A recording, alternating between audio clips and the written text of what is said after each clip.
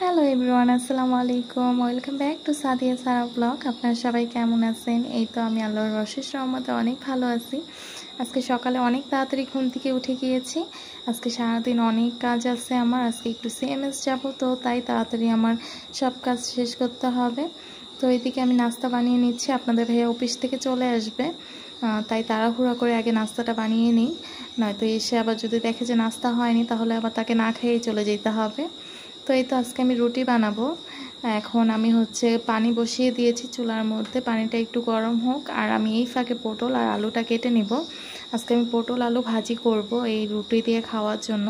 তো এইদিকে আমার পানিটা বলক এসে পড়েছে, আমি এর মধ্যে আটাগুলো দিয়ে দেব। দিয়ে আমি কিছুক্ষণ একটু জাল করব। আমি সেদ্ধ আটার রুটি সবসময় বানাই। এখন আমি চুলার পাওয়ারটা একটু কমিয়ে দেব, দিয়ে এটা হালকা একটু জাল হবে। তো ততক্ষণে পানিটাও শুকায় যাবে। এই যে আমার পানিটা শুকায় আটাটা এরকম হয়েছে। আর এই ফাঁকে আমি আলু আর পটলটাও কেটে নিয়েছি। এখন আমি এটা ভাজি করে ফেলবো। আমি চুলার মধ্যে কড়াই বসিয়ে দিয়েছি। আমি একটা শুকনো মরিচ আর অল্প একটু জিরা ফোড়ন দিয়ে ভাজিটা বসিয়ে দেব। আমার জিরা আর মরিচটা ফোড়ন হয়ে গিয়েছে। এখন এর মধ্যে আমি ভাজিটা দিয়ে দেব। পটল আর আলুটা আমি সুন্দর করে কেটে ধুয়ে রাখছি। এখন আমি এর মধ্যে দিয়ে এখন একটু লবণ আর হলুদের গুঁড়া দিব। আমি কাঁচামরিচ আগেই দিয়ে দিয়েছি। আর দেখেন কত রোদ উঠে গিয়েছে, একটু বাইরে যাব, রোদ উঠে গিয়েছে। এই ফাঁকে আমি রুটিগুলো বানাই নিই ভাজিটা হইতে হইতে। তো আমার দুইটা রুটি অলরেডি ভাজা হয়ে গিয়েছে। আমি সবসময় এই প্রসেসেই রুটি বানাই। তো এই প্রসেসে রুটি বানাইলে কি হয়, রুটিগুলো খুব সুন্দর ফুলে। আর আমি রুটি ভাজার সময় শুধু রুটিটাকে দুইটা উল্টানো দেই, নয়তো আমি রুটি বেশি উল্টা পাল্টা করি না, তাহলে রুটিটা কম ফুলে। একবার আমি উল্টায় ফেলছি, এখন আরেকবার যখন ওই পিঠটা হয়ে যাবে ভালোভাবে তখন আমি আরেকবার উল্টাবো।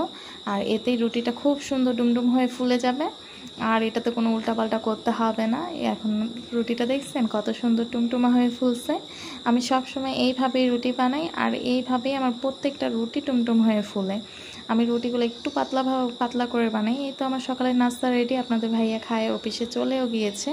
এখন এই ফাঁকে আমি নাস্তার চুলাই বসিয়ে দিয়েছিলাম কচু শাক। আপনার ভাইয়া কালকে কচু শাক আনছিল, তো কচু শাকগুলো সিদ্ধ করে ফেলছি। এখন আমি ওইটাকে শুধু বাগার দিব।